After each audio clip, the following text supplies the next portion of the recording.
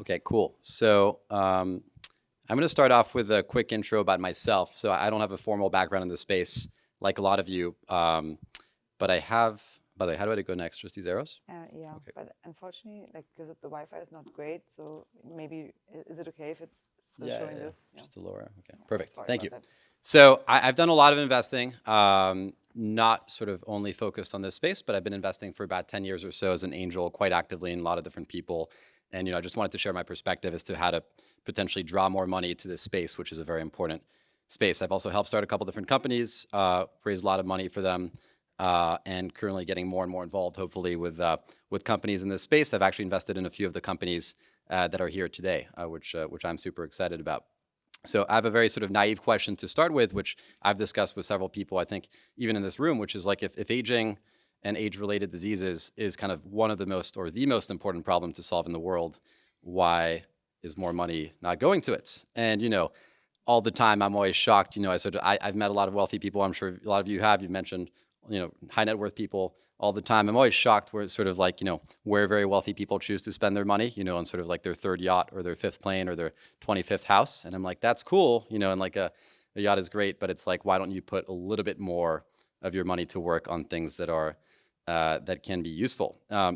So one of my points of view, and I think, again, from discussions that I've had with people here, is that it's like really a marketing problem. So I went to Penn, so I gave an example from Penn. But Penn received a huge donation from the Perelmans, which is awesome for the School of Medicine. You have these articles like 2023 was a breaking year for higher gifts in education. Sort of all of these donations that have come in for like cancer centers and research and things like that. Again, which is amazing. You have all of these different examples of wealthy people supporting cancer research, and mostly often they're motivated by when they're personally affected by these things, which makes sense, and most of us will be. I'm still curious, about why more of this money or more money in general does not go to other approaches towards tackling sort of the human condition and the sort of age-related diseases. And you have examples of sort of successful pig kidney transplant, things like that. Yesterday, I remember Mark was like, we're going to get into the most sort of gruesome, gross part of the presentation, which is sort of replacements, which is gruesome in a sense, but should not be, because there's a lot of surgeries every day involving the brain, involving sort of other organs. When people have problems and they need an organ transplant, they're very happy to sign up for it. So I really do think that it is. I really do think that it is a marketing problem. I think that like there's this box of like longevity, and even when I bring it up with my friends, I'm like, I love this space, I'm investing in it. They're like, what does longevity mean? Isn't that just cancer, heart disease, Alzheimer's? What's the rest?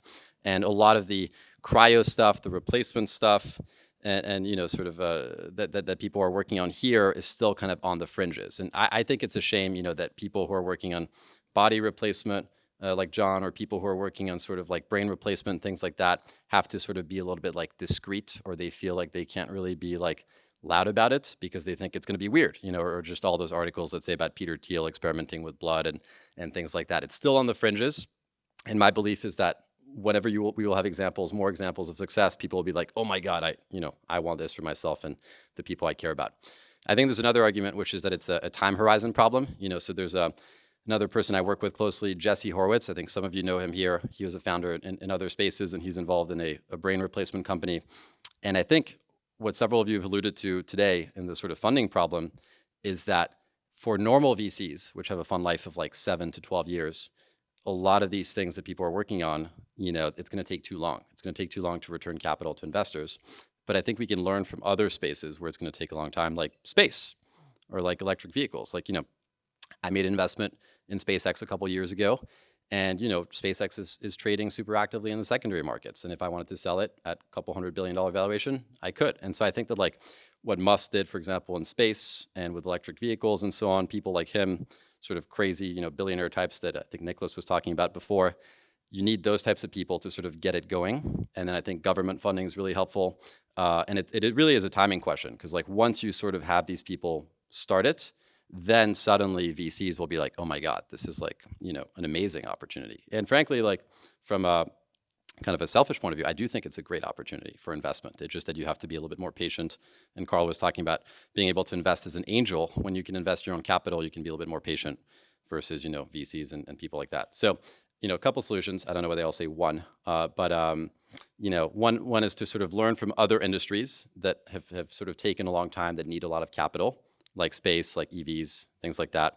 Two is, I think, reframe marketing. Like, I think a lot of people, even smart, wealthy people, think that tackling aging, sort of tackling death and all that stuff is tackling cancer, tackling heart disease, which it is in parts, but there's a lot of other interesting approaches that are here today that are underfunded.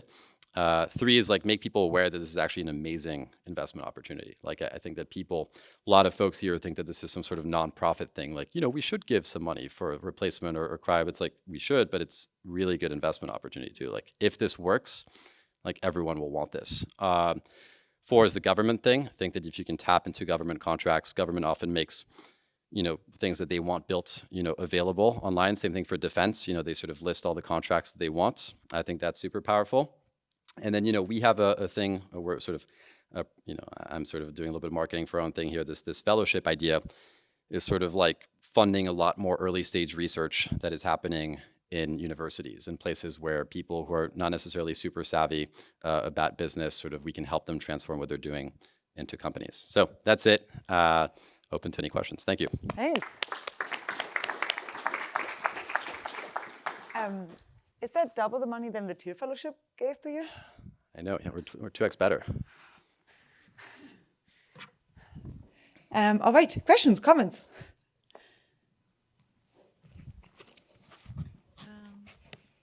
Some people were talking about it for a while now. How hard would it be to make an index, longevity index?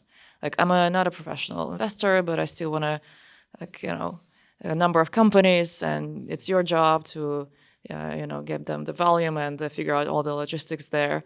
I just put my money there, and it works itself. Like, because there are a lot of people with that don't have that much money, but would still want to participate, right?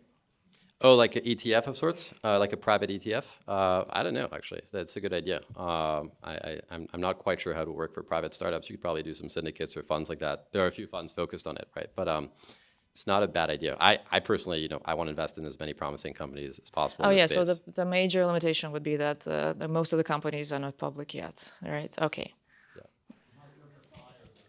Yeah, someone is trying to build. Yeah.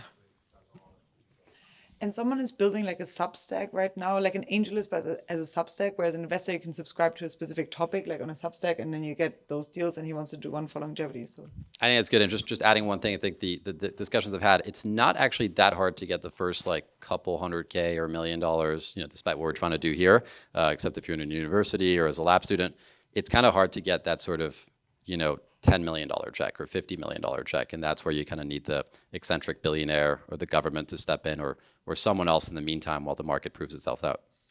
So the problem with investing in a private company is you have to be an accredited investor. And it has been solved. There's a company called WeFounder. They collect up to 2,000 from private individuals. And then they put a syndicate. There's a lead investor. You only deal with the lead investor. You report one investment, but you have a bunch of private citizens that participate. So an idea would be, I don't know if you've thought about that, something like Kickstarter specifically for longevity, where we can just do the website, use the legal basis of WeFounder, and push that forward. Yeah, I think it's a great point. I think for some reason, though, there's still this paradigm shift. Like, everyone in this room seems to be, like aligned here. And there's also like the Vitalist community, right, with Adam Grease and so on. But it's like when you talk to your other friends who are a little bit more sort of representative of the population, they're like, that's crazy. Like, what are you talking about? Like cryo or like replacement? That's insane. But like once people are aware that it could work, like people don't talk about brain surgery in the way that's the great. People are like, yeah, brain surgery makes sense. And it happens all the time. But for some reason, if it involves, living longer or whatever, they're like, that's crazy. That's science fiction. And until that moment, I think it'll be hard to sort of get mass market funding. yeah, science fiction and or evil. Any other question, comment? I want you. Oh, who was it? Sorry. No, go for it.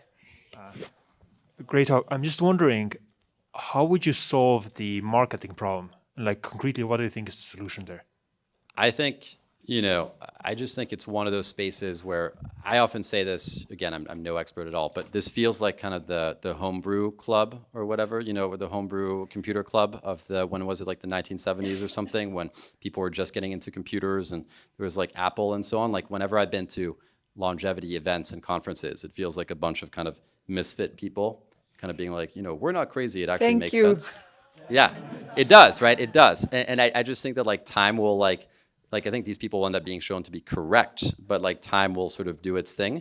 But I also think you need kind of like interesting new consumer brands. There's like Superpower that pitched earlier that's kind of interesting and sort of like more, not quite as intense as replacement and things like that. And then you need a couple of successes. And once you have successes, just like the transplant from pigs and all that, people will be like, okay, it makes sense. Like I'll accept it. So I just think by definition, novel ideas are often not accepted for a long time. All right. Thank you so much. Thanks a lot.